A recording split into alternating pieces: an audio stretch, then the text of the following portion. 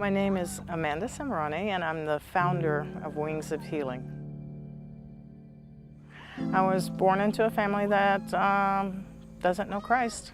Life wasn't so great sometimes, you know, coming from a broken family. It's hard.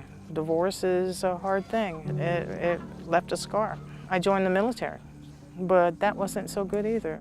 In the military, I had a really brutal gang rape and had to live on the base with the men that did it and look at them every day. That's when I started my drinking career.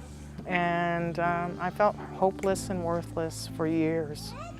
It wasn't until I was completely at the end of myself. I was 43 years old. I had already tried to kill myself 2 times. I seriously should have died.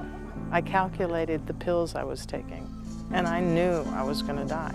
But 3 days later, I woke up and I was still alive. It took a few more years of hopelessness and despair before I wound up on a mountaintop, all by myself. The first winter ever snowed in Washington State. But as I walked on that mountain, I kept hearing God calling me and wooing me.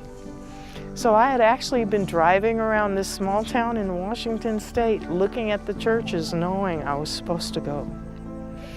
And that was in 2003. I went to this little Assembly of God church in Ione, Washington, and I walked up about 5 rows. And right there, I just threw myself to my knees before the service even started and said, I'm done with it. It's yours, God. It's not my life anymore. I give it to you.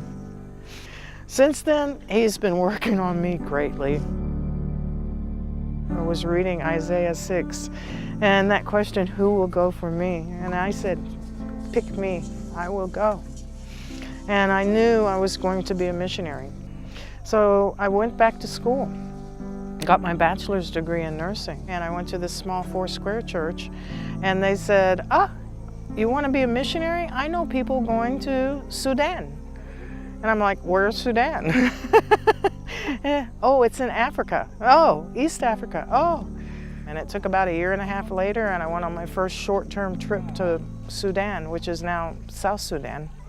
I've moved so many times and been in so many places and so many different situations, and I'd never felt home.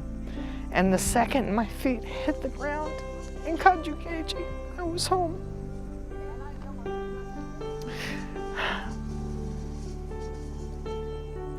It was in 2008 that I started making my plans to be a missionary to Sudan. And I went and was looking at the medicine, and as I'm reading through the list of things, there's this one thing, Cornerstone International, Wilmore, Kentucky, and it was like this bright light was shown on it. And that was at the end of 2009, and I interviewed in 2010, and they accepted me as a missionary after I told them my story, that I wanted to go help people in Sudan. One of the things I always say is it's the hardest, best thing I've ever done.